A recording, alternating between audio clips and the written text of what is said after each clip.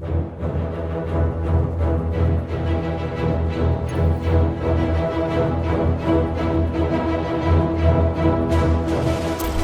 back to Ultimate Recall, your roundup and recap show of all things Overwatch SEA Tournament. I'm Adam here with Steph and Afiz. Yeah, and we've got a great show lined up for you guys today. Yeah, we got really strong teams in today's groups. Really looking forward to the matches. Indeed, we're down to the last two spots in the top 8. But before finding out which teams made it in, let's have a look at the 6 teams that have made it up so far. We have the beginner from Vietnam, Keep Going Boys from Vietnam, Game Avalon Temple from Singapore, Game Home from Vietnam, Bazaar from Thailand, and Saizone Vian from Vietnam. So obviously a lot of strong teams already in the top 8. Vietnam showing how strong they are in this region with 4 teams already in. And the spectacular gameplay and team synergies coming up from them is just phenomenal.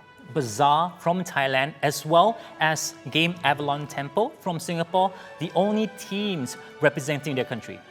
I can't wait to see which 2 teams will clinch the final 2 spots in the top 8. Let's start with Group 7, where we have Unestablished Juniors from Singapore, Game Homes from Vietnam, Feed Time from Thailand, Samurai from Thailand, Don't Make Me Angry also from Thailand, and Oal from Singapore.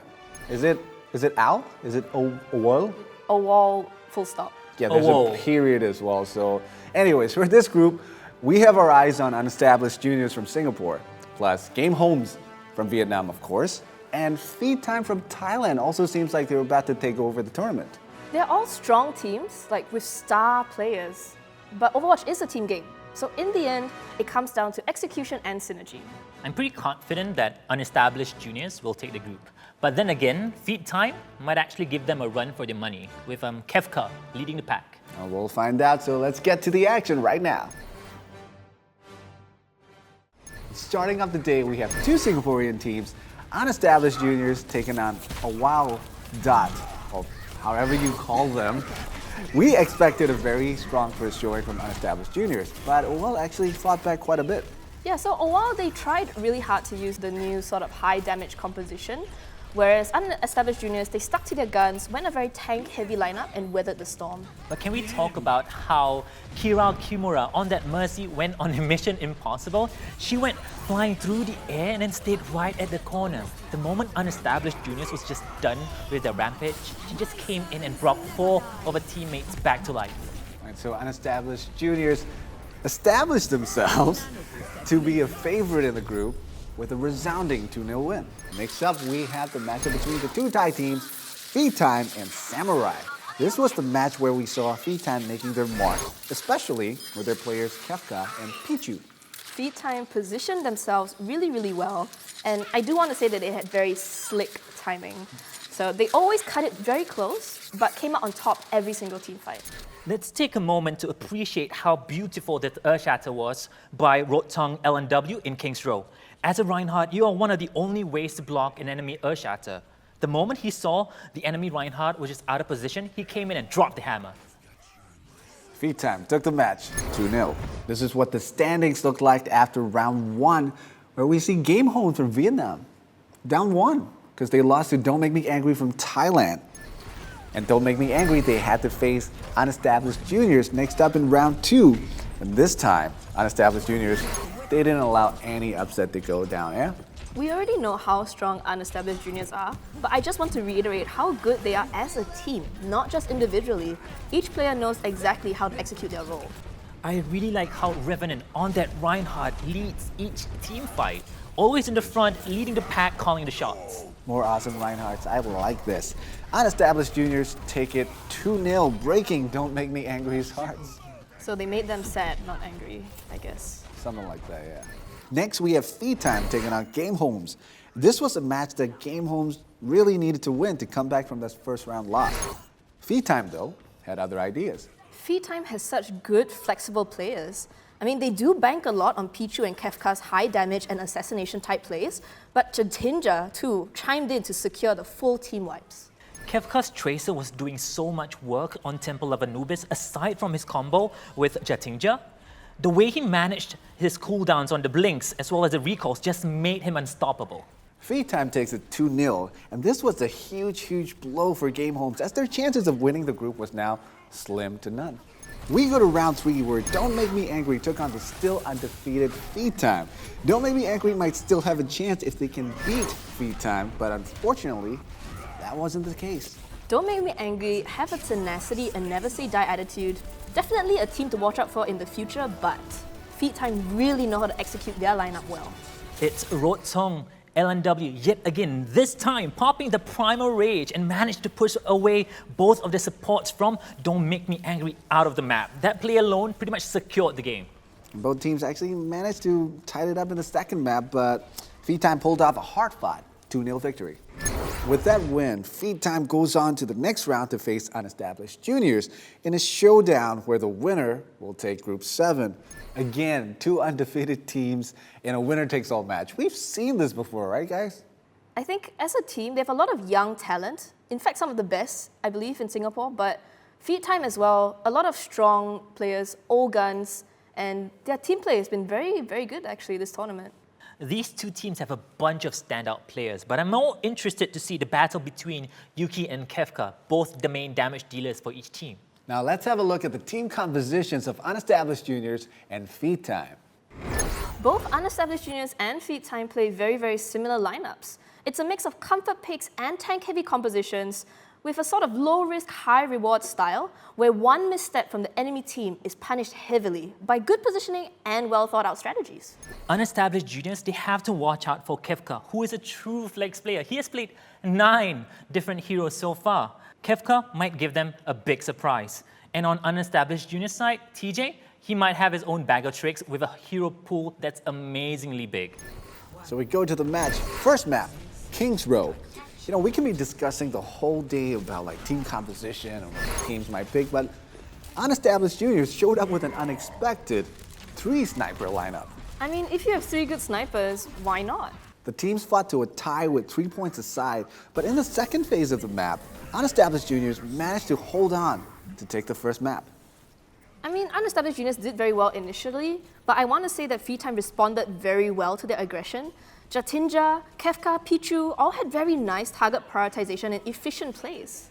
The sheer teamwork and communication coming up from Unestablished juniors. Revenant utilizing that shield to block damage for Yuki, and then Yuki then had an opportunity to shoot from long range, taking down the enemy Ana. Great early pickoff. You know, the synergy coming from UE Juniors, you can tell that they've practiced their combos a lot. The trust in each other shows through, especially when Legend as well, giving that nano boost to Yuki even before he had the Dragon Blade, and it still scored them a POTG. We go to the second map, the Temple of Anubis, where we saw another tightly contested match. Unestablished Juniors managed to hold Feed Time to just a single point to start off the map. When it was their turn to attack though, Unestablished Juniors pushed hard and managed to get 2 points, taking the map and the match. I think the biggest tell about Temple of Anubis is the discipline coming out from Unestablished Juniors. They were very careful with their positioning, letting Feed Time come in before taking them out with well-executed kills. One thing's for sure, TJ's May caught Feed Time off guard. Speaking of caught, he managed to trap 3 of Feed Time's members under the bridge near the second point with a great ice wall. What a play! Yeah, and on their offense as well, they switched out from Pharah Genji to the Mei Roadhog, as you were mentioning. And, the composition, when we talk about team composition, swapping out heroes is so important. And I want to say, Unestablished Juniors just did it so well. It looks like the Singaporean teams, they seem to do better in the second maps. I think most of the time, they need a bit of warm-up, I think, in my opinion. So they take some time to get warm, and then once they are confident, they just go all in. Yeah, like Temple of Anubis, Hanamura, we've seen like Singaporean teams just like dominating in those maps. I mean, assault maps, it's do or die. It's all about capping that point. So it's very crucial, especially over time. So, Unestablished Juniors from Singapore taking that first spot and the final 2 spots in the top 8. What do you guys think about their performance here? I think Unestablished Juniors, they demonstrate a lot of top-tier plays, but definitely Yuki, I want to say, the stand-up performance for me. Credits to Revenant. He's been leading Unestablished since day 1. I'm very impressed by how he holds and manages the team. All right, so let's go to Group 8, where we have the teams Manetsky from the Philippines, the Vanquisher from Vietnam, Estrel LP11 from Thailand, the First Horizon from Thailand, Skullcap from Vietnam, and Babong from Singapore. Bong. It's Bong. We're not going to argue about this again, okay? There's an extra B, so it's Babong. Bong, ba bong, bong, bong. Okay, moving on. For this group, a couple of good teams like Meninsky and the Vanquisher from Vietnam. But also there's Babong, Singaporean team who's been away from the competitive scene for a while. They might surprise people here. Yeah, Bong has actually quite a few familiar names from, I believe, the launch of Overwatch. But I actually haven't seen them perform as a team in any major tournament, so... I'm really looking forward to see how Coloured Bulb, the captain as well as the main damage dealer for Meninsky, how it's going to perform in this group. And then we have Script 1 from Babong as well. They've not been in the competitions for quite a while, so I'm really looking forward to that as well. All right, so let's get to the action. We open up this group with a matchup between the favorite Filipino team, Meninsky, taking on Babong from Singapore. You guys were talking about how this team took a break from competitive gaming, right? And then what did they do? Where did they go? I mean, we don't know exactly what Bong did, but I think the break was actually quite good for them. They came back much stronger than before. That's a good thing about it, right? The element of surprise. When you come out of nowhere, your teams have no idea what's in store for them. You can use that to your advantage. They took a loss in the first map, but came back strong to take the second one, forcing a third map. Bong just really abused the map to its fullest advantage, and they picked the right angles and took every single opportunity. No fancy strats, they just stuck to the roots of Overwatch and executed it well. Let's talk about Treaty's Torbjorn pick here. With Molten Core, you get more armor and faster fire rate as well, making Torbjorn a one-man army. Babong managed to beat Meninsky, taking the series 2-1. It's Bong. Babong.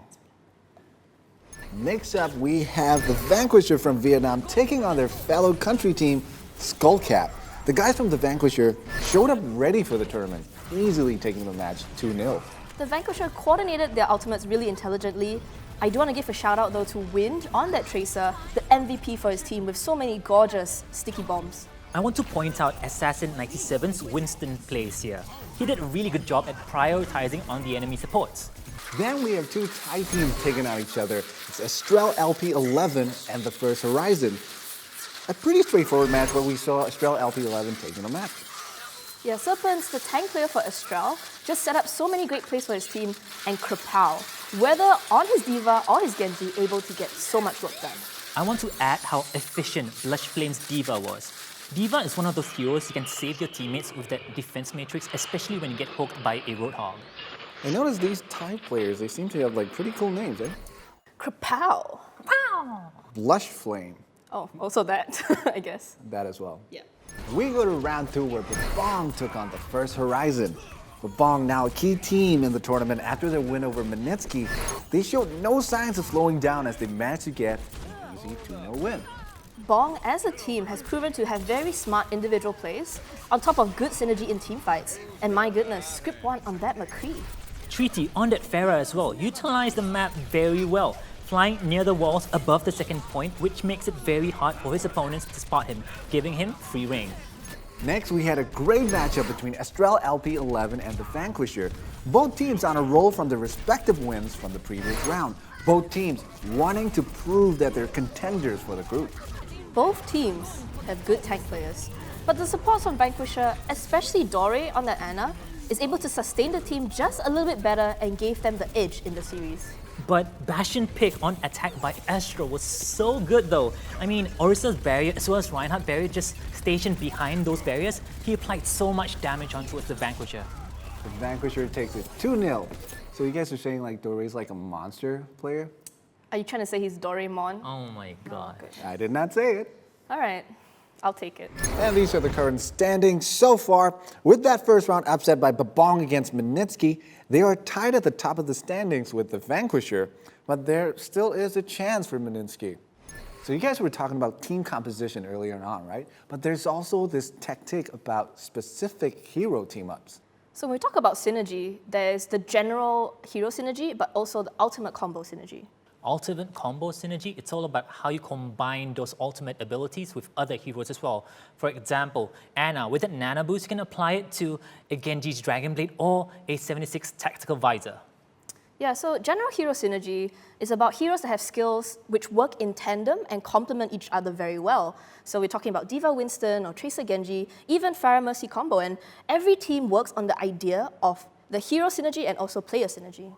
And we're going to see more of that like specific hero team-ups in the next matchup between the Vanquisher and Babong. But before we do that, let's have a look at the stats of the players who use both Genji and Ana in the teams.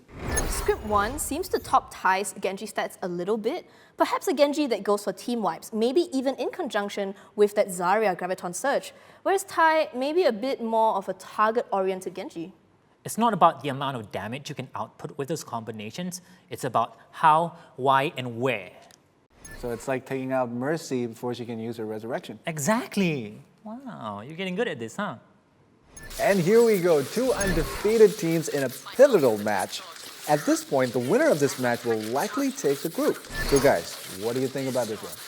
Both teams have quite a few standout players, but I do think Bong are a little more solo style, do your own thing, while the Vanquisher really rally behind their tanks and cover for each other as a team.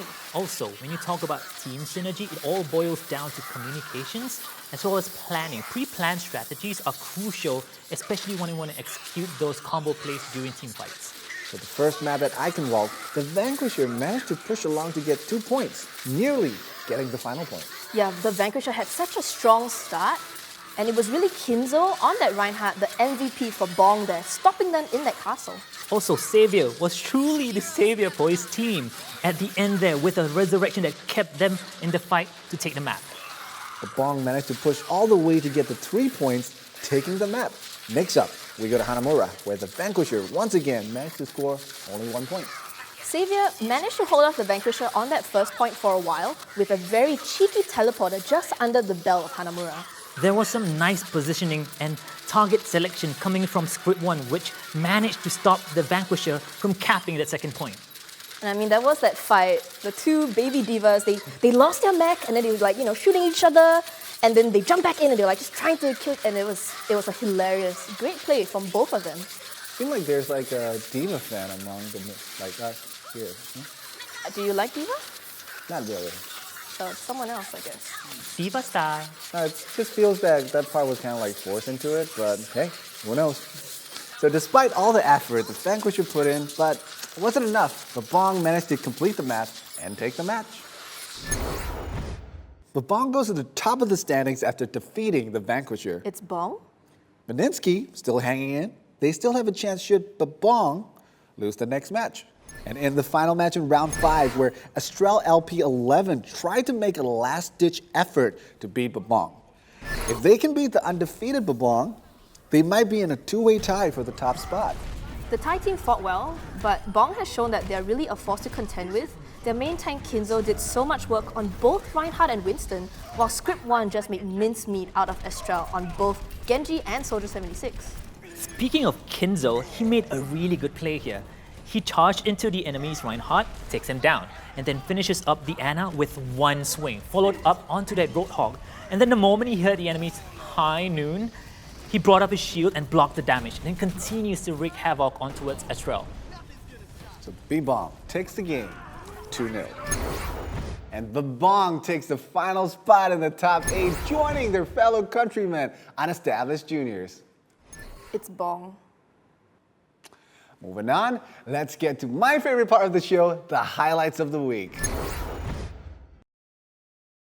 First off, we have Unestablished Juniors TJ with his Mei at the Temple of Anubis. Look at that, using that ice wall to trap that Reinhardt, and then he's going to take him down as well, following up with a Blizzard as well. So that Blizzard has such a good area of effect on such a small area, it actually takes out the entire enemy team with one fell swoop. Next up, we have Feed Time's Jatinja's Zarya and Kafka's Tracer also at Temple of Anubis. The classic combination coming out, Jatinja dropping that Graviton Surge, and then Kefka drops the Pulse Bomb, takes everybody down. It's the perfect timing and it's a beautiful combination. And finally, the Vanquishers Doris Ana at Eichenwald. I love this play. Look at that, Script 1 with that Pharah was doing so much work. He popped that Rocket Barrage, was put to sleep by Doris Ana. Mama Anna says no. He did that twice in the game, by the way. No. Such a mean, cold mama. Afis, we saw that awesome flick sniping technique from Widowmaker from you last week. Anything for us this time? So this is how I like to warm myself up before competitive matches online. I go to the arcade mode, create my own custom game, fill up the enemy side with Ana bots, and turn on headshots only. This way, I can actually train my muscle memory and reflex to increase my headshot rate for my matches online. Yeah, and it's kind of like going into practice zone, right? Or the target range, but it's like a level up because you have now Ana bots which move more, I think, fluidly around the map. And as well, you can actually use not just McCree, but also hit scan characters like Widowmakers or Tracers or Sombra even. But if you want to train your leading shots as well, like projectiles, may as well, you can do that at the same time. So if I try to practice like this, I could become a sharpshooter? You could. Could. You could.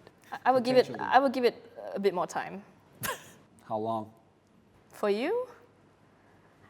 Indefinite. Yeah, Thanks, guys. Appreciate it. got your back.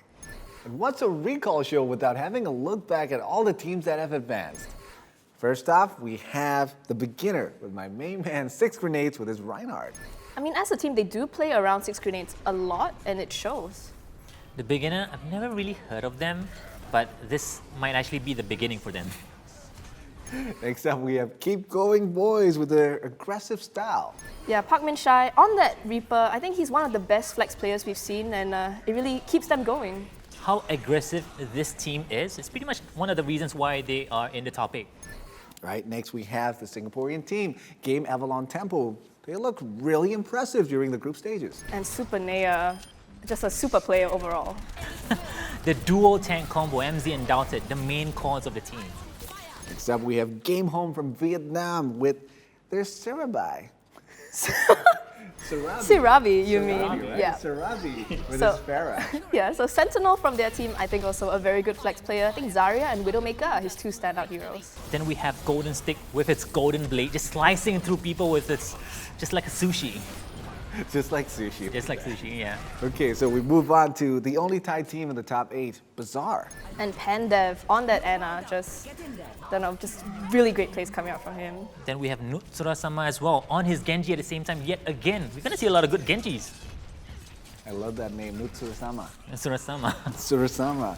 Okay, now we go to Saizone VN, the team that actually caused like a little viral video going around with Ferim's Widowmaker play, right? Yeah, Pyram on that Widowmaker, just so good. And he used to be a Roadhog main, I believe, yeah? And he also made it viral, like you mentioned earlier on, in the community. His video just went everywhere in Vietnam. And then we have the 2 teams that actually made it to the top 8 during this past weekend. We have Unestablished Juniors from Singapore, also impressive. Yuki, like I said, one of the best players, I think, in Singapore. They're a bunch of really young, raw, talented players led by a really experienced esports individual. And finally, we have Babong. Bong. Bong. Babong. Bong. Okay, what about them? Anyway, so script 1, great on his Genji and Soldier. You can say he even rewrote the script on those players. I mean, just like the beginner, they're the same team as well. So they're pretty new, so I'm really looking forward to see how they perform in top 8. I can't wait to see these guys in action once again. Now, let's have a final look at the top 8 teams.